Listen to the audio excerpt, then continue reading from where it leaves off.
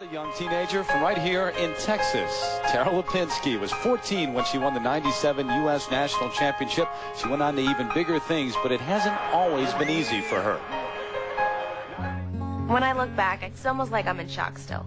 I can't even believe that that happened to me. It's like you wake up every day of your life wanting something, and then one day you have it, and it's just so strange.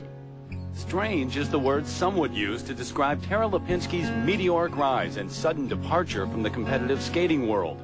Making her debut at the '94 U.S. Olympic Festival, the Phenom went on to become the youngest ever champion at the '97 National and World Championships. Yet leading into the Nagano Olympics, rival Michelle Kwan remained America's media darling. Looking back on it, it was really hard. I was only like 14 and 15 at the time. And the criticism was pretty harsh. It doesn't matter if Tara did quads, you know, Michelle will still win. And I remember after nationals coming home, and I just felt like no one's behind me. But then I remember stepping out on the ice that night and looking up at all the media and going, okay, I'm going to show you guys that I deserve to be here and I can do this. And she did. Tara Lipinski won Olympic gold and the hearts of the American public. But then, at the tender age of 15, she made the choice to leave the amateur ranks and turn professional. It was a decision that would shock many and once again bring out her critics. It hurt a lot because, I mean, but think about it. Say someone who was 30, you know, won a national title, a world title, and an Olympic title. Would they have gotten the criticism for turning pro?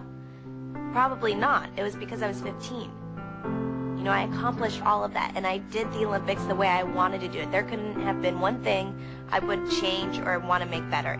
It hurts to think that people think that I just came in and, you know, got everything so easy and left. For some, Tara's quick exit from the competitive skating world and her drive to establish herself among the top pros led to the perception that she was cashing in on her titles.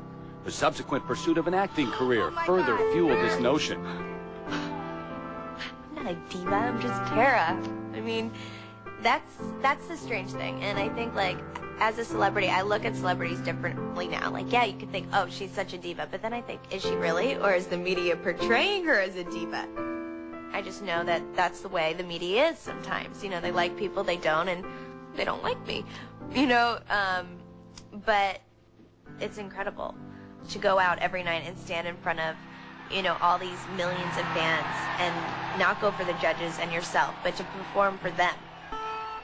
One of the underlying reasons for her decision to leave the ranks of competitive skating when she did was severe pain in her hip that she'd been feeling even before Nagano.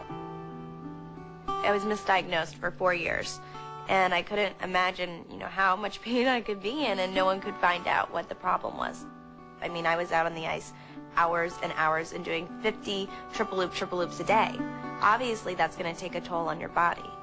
I knew that I just physically couldn't stay in any longer, and I felt like I accomplished everything I had to.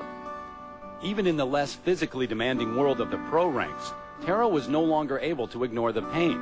In September of 2000, she had surgery to reattach muscle to her hip bone. Today, she is rehabbing her injury and skating with a renewed appreciation for her sport. After surgery, I looked at skating so differently because I felt every day I get on the ice and I feel so lucky to be able to be out there. Skating is something in my body that will always be there. It's my passion. How are you? I think I've been busier than I've ever been, even after Olympics. I don't know how that's possible. Like a little stuffed animal.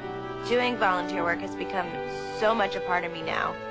You look what they go through, and then you look back on your own life, and I think that's nothing compared to what they have to do. They're so brave.